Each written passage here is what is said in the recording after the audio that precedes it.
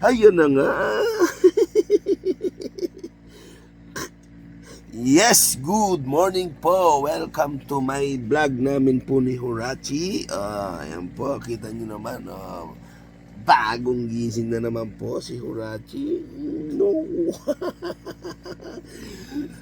Ayan po mga kagibis. Kita nyo naman po.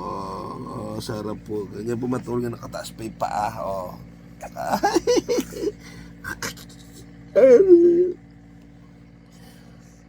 Sino naman ang hindi gaganahan mga kagibis? Paggising mo, may didilat sa yung ganyan, manghihingi ng dede, nakikipagkwentuhan, opo yan. Pagmulat mo ng mata, ayan po ang makikita mo, ano po yan, opo. Tapos na po yung masyado naming hirap na dati nung medyo maliit po siya, puyat, puro puyat. Ngayon po, nakakatulog na po siya ng medyo mahaba. Bago manghingi po ng teti, yung batang yan. Opo. Yan po mga kagibis, sa mga 3 months, medyo 3 months na po kasi, excuse me po, nautot po. Ayan po, nautot si Horachi. Nung po kasing unang buwan niya, talaga pong kailangan po nasa oras ang pagpapadedi sa kanya. Ano po? Talagang namumuyat po, pati palit ng diaper. 3 oras nagpapalit. Ngayon po napakaginhawa na po mga kaibigan. So yung diaper niya inaabot na rin pong magdamag.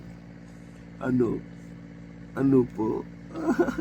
At saka syempre pagising mo, eto mumulat sa'yo. Yung batang yan, madaldal. Opo. Sino naman po hindi matutuwa yan? May gigising sa yung ganyan. Kita nyo naman po. Nako, masayahin.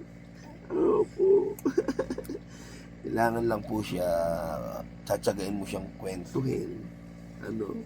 Opo. Ayan. Lamang mga kagibis, share ko lang talaga, pag may bata, talagang opo. Kasama talaga ang puyat. Yan, alam nyo naman na opo. Kaya napakahirap po na walang katuwang ang isang ina na talagang kung solo lang niya lahat, mag-iwi, maglaba, magluto. Kawawa po mga kagibis. Ano po? Opo. Sa 3 buwan ko po na naobserbahan na talagang tumutok po ako dito kay Horachi. Ayan po, kita nyo naman po si Horachi. Hindi po maiwasan talagang ang isang ina makadanas po ng tinatawag natin na stress talaga. Opo. Kasi sa puyat, sa pagod, minsan di pa po nakakain, gusto mong kumain, di kumakain kasi ang bata umiiyak, iyakin. Ayan po, dumating po sa point na excuse me po, nasamid po. Dumating po sa pagkakataon na kahit mag-CCR ka, maniwala po kayo, wala tayong aabutan o iiwanan sa bata. Talagang isasama mo para mapagbangko lang yan sa CR. Ano po yan? Opo. Tsaka sa kabila naman po ng sabi ko nga, napagod, hirap, mumulat siya yung paggising mo, ganitong bata, madaldal, lahat po ng iyong pagod mawawala. Opo. Opo. Si Horachi po ngayon is 3 buwan at 9 na araw ba 3 months and 10 days, 11 dahil 28, 30 yan, mga ganun po. 8, 9, 11 days. Opo, yung batang niya. Boxing. Dali, boxing ulit. Kita nyo naman po, nakataas pa yung paa niya. Yan ang gusto niya pag matutulog, sa akapin mo, hahawakan ng kamay. Yan. Yan po ipampatulog niya. Pero sa ngayon po, gusto niyan kwentuhan. Opo, opo, inat-inat, oo. Sana naman po pupunta yung batang gala na yan. Ha? Si Horachi po pala, 19 days pa lang, nakapaggala na. Kaya siya po ay tinawag na batang gala. Sa galaan po, sanay na sanay. Ano po, baywalk na rin po yan. Mall of Asia.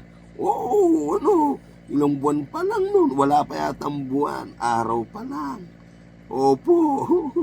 So, yan po mga kagibis. At syempre, uy, gumagawa yata ng buwan ah. Oh, ano ginagawa mo? Oh, naku, may ginagawa ka na ng milagro. Oh, naku po, nagko-concentrate po. Anong ginagawa mo? Anong ginagawa na yan? Yun lamang po mga kagibis, na binahagi ko nga yung mga experience namin simula nung maliit si Horachi. Talaga naman makita niyo naman po, simula sa ospital hanggang paglabas niya, yan, yan po. Kita niyo naman po, di ba? Mamaya po, kanina po tumayo na kami, medyo nagpahaging na po kami sa haring araw. Bumalik na naman po sa tulugan at yung batang yan pumikit po sandali uli. Ano po, maghapon lang po kami ganito muna mga kagibis at super init po sa labas. Kaya yan, iikot-ikot lang ho kami rito. Yan mga kagibis. Yan po si Horachi. Hanggat di po siya nagnganganak at ganyan lang po siya, dito lang muna kami. Maya po mainit na po yan. Mainipin po yan. Dito din po. Mainipin ba yan? Gumagawa ka na yata ng milagro na. May iri-iri pa, no? Nako.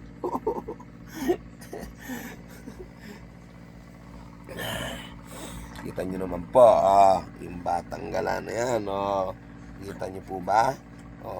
No. Sabi mo na ako. Hi ka na sa mga followers natin. Ano po yan? Panoorin niya. Nood po kayo kamo.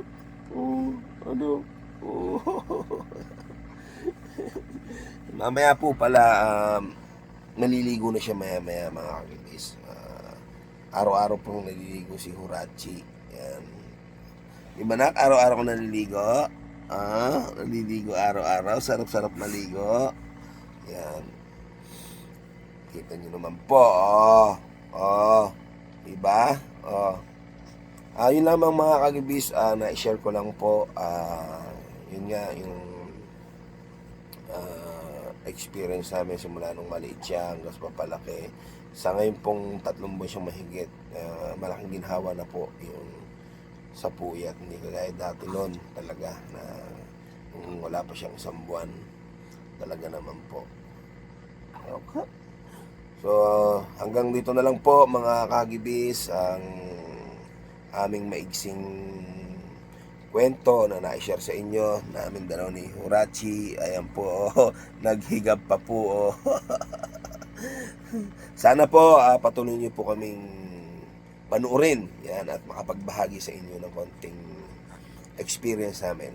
Sige po, magandang araw sa inyong lahat. Bye-bye po.